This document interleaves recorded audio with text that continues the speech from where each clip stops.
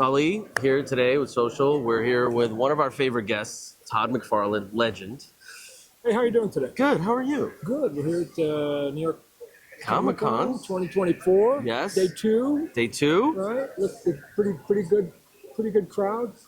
It's interesting. Some of the big shows have been coming back. Yeah. Since the pandemic and stuff, and it's the kindness. Like it doesn't seem like a little bit before some of the conventions were getting sort of big and a little ornery. Right. Yeah. So everybody's trying to. But I've noticed that like there's a lot of people, but it seems to be calm. Everybody seems to be in a good spirits, which makes things always easier to get through. So yeah. So how do you feel cons have shifted since the pandemic? Do you think they've shifted at all? Do you think they've gotten better? Do you think? No, I don't think so. If anything, it's surprising how we just went away and then we just came back to the exact same thing. Right. So the method and how we do it. And some of the going back and forth, it's pretty much the same, right? We just took some time off for a couple years, and we're back, and then we're back, and everybody it's like riding a bike. We're back. We know how to do cons, right? We're geeks. We know how to do it. Of course. Yeah. And one of the things. I mean, you're an amazing creator, and you've inspired a lot of people. But McFarlane Toys has taken a life on its own. I mean, it's become the name in the game. I mean. And this new Marvel, some of these Marvel pre-orders that are coming up. I mean, the Wolverine, the classic cover. I mean, the Hulk busting through the Hulk.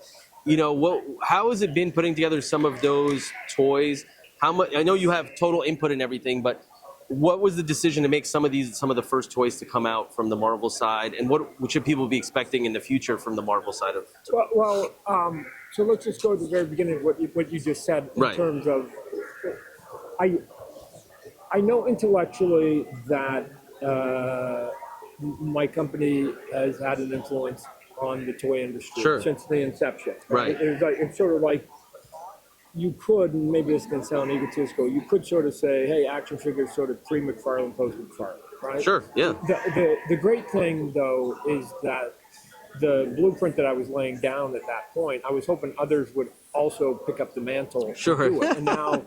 And now we know that to be true because we're now 30 plus years into it. Right. And you go downstairs and there are dozens and dozens of companies that are doing really, really exceptional figures. For right? sure. So again, I'm always sort of thankful people sort of pat us on the shoulder, but there's lots of people doing great products. Sure. And the goal was for me at the very beginning was if I could lay down a blueprint, have enough success, others might emulate it, and then we'll get more better figures as a whole, as geeks, you and I. Right.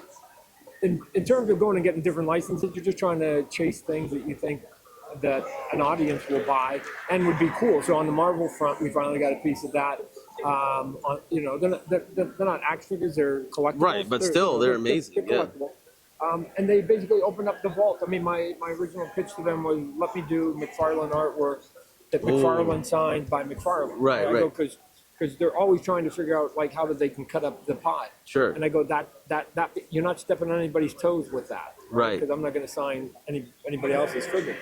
So, but they were way kinder than that and said, hey, yeah, you can do that, and we'll open up the vault of all of our books. So I can literally, since the inception of Marvel comics, go to any book, any cover, and look at an image if I want and replicate it in any form I see fit. And so the bigger question is, how do you distill now 60 years of comic books and get through it? Because we're only going to touch a small portion. Right. Even if we did it for 40 years, and cause we could only do 10, 20 a year. Right. And there's hundreds, not thousands of books that come out every year. We're losing.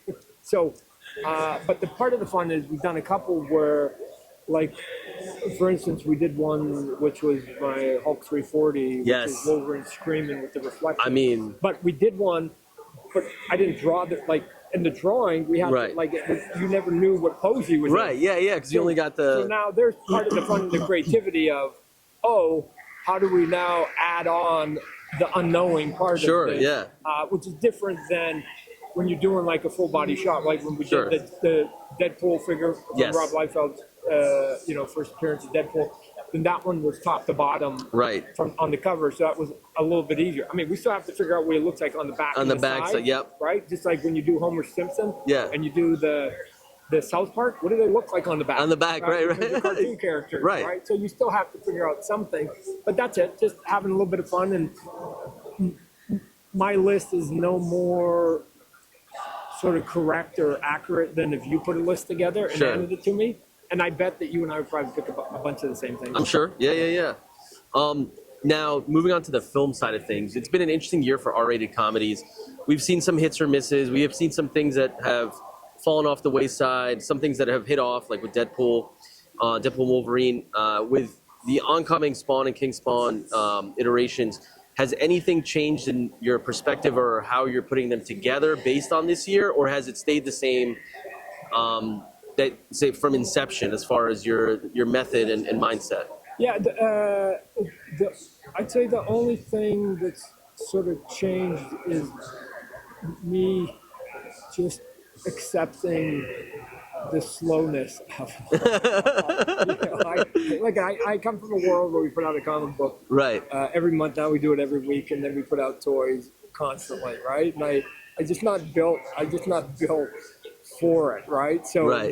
But the procedures of years and years of development and stuff like that, which is normal. In Right, that of city. course, I yeah. keep I get antsy, but I run into many people that go, "What are you talking about? I've been trying to do mine for 6 years, 5 years, 10 years." But like you go, Todd, welcome Welcome to the world. Right. So, my wife told me before I left for New York here, she goes, Todd, why don't you just do me a favor?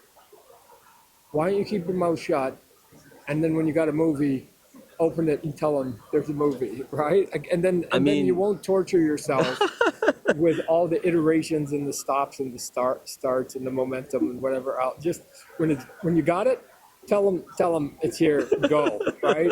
Because she's getting tired of it too. So I go, okay, I'll try and be a good boy this weekend. Yeah. Now, one of the cool things is, speaking of comics, was the King Spawn, Scorched, and Gunslinger. The four issues coming together to make that big, I guess, poster-esque. Putting them together, the four. The issue ones? Yeah. Was that something that you're looking forward to doing more, or was that just like a one-off for collect? No. I've always enjoyed those kinds of things done right. I think the two reasons for doing it. One, just from an 8-year-old, 10-year-old boy geek thing, is like, oh man, that's super cool, right? I like when I see shirts that have like 100 characters on it. I'm just like, I don't care what the brand is. Right? Yeah, because you're a geek, good. At heart. The other piece though that also is valuable is that it also reminds people how big and vast the world is. Sure. Right? And so, and it's one of the reasons why I expanded in 2021 and we're doing even more now. Sure. Is because we did a head count right before we did our first Spawn Universe #1 in 2021, and somebody came up with 1,850 characters. Wow. Just in the Spawn comic book. That's because I only have the Spawn comic book. Yeah. In the Spawn comic book. So I'm like, and what was happening was I was feeling that the Spawn comic book was becoming a team-up book. Sure, yeah. Because I had so many characters and so much I wanted to say that it was just a team-up book. And I go, Sure. but I'm not allowing Spawn to just be Spawn. Right. So I go, there's only one way we're going to do this. I probably should have done it a long time ago. Is I got to give more pages to these characters. Right. But I don't want to do it within the pages of Spawn. Right. I got to give them their own book, right? Sure. And now fast forward, it seemed like it was only a couple years ago, which it was. But by next year, I will be up to issue 50 of Gunslinger, Scorched, and King Spawn, right? Right. Bam, bam, bam. All of a sudden, I'll have 4 books that are issues 50 and older, right? The 3 new ones, and then the granddaddy, by that point, will be up to issue 375 or something like that. We made a swap. I'm going to jump over to go back to writing Spawn. Okay. And I'm going to switch places with Rory from King Spawn. We're going to flip.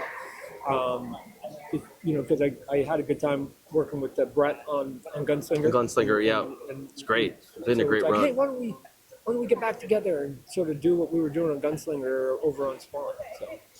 I always have to ask you a baseball question. Yep. on this. We're in the middle of the playoffs. Who do you like?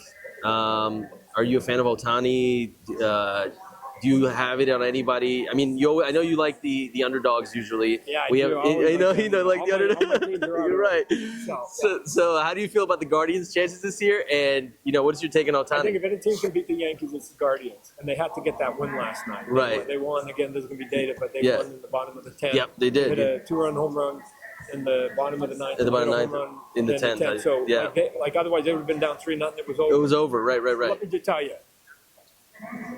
The ratings gods and the sports gods, they want New York versus LA. Of course, because most people can only name, if you're not a baseball fan, you can only name two names, probably Ohtani and Judge. And Judge, right? That's it. Those are sort of the two names you know. Right. And if they can get those two guys coast to coast, oh yeah.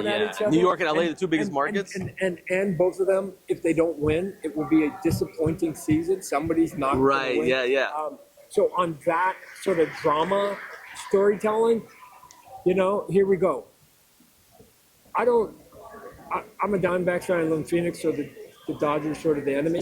But Diamondbacks look good this year, though. But Ohtani, when any athlete at any time does something out of the ordinary, right? Given that they're with other superheroes, sure. Everybody now that's a pro athlete to me is in a different gene pool, right? They're just freaks of nature of how good they are. And then every now and then you get people that are just a cut above that. Right? You have to admire it, right? I mean, I played sports at a high level, and so I know how hard and difficult it is. For sure. And I just go, everybody's trying to do what he's doing. Right. But nobody can do it. And what's interesting is it's the same tool. Right. Like, so you put a basketball in your hand. Right. And then I put a basketball, and what's your name? Michael Jordan. Okay, you get a basketball too. Somehow the same tool in the hand turns out different. Sure. You put a pencil in my hand and put a pencil in my mom's hand.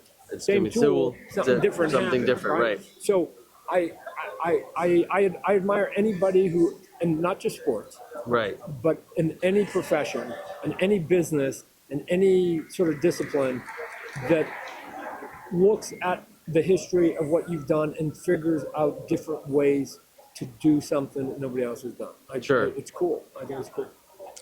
Awesome. Thank you. Do you mind actually something a little different? Do you mind if I have Ralph, who I told you about, would he be able to ask you our last question? Ralph. Big bad Ralph, sure. Sure, cool. Cisco, keep it rolling. We're going to get Ralph. Coming. We're going to actually get him on the phone. And here's the thing. Nobody really likes Ralph, right? So we're just doing this because we know he's very sensitive, right? And we're just gonna sort of humor him a little bit, but don't let him know.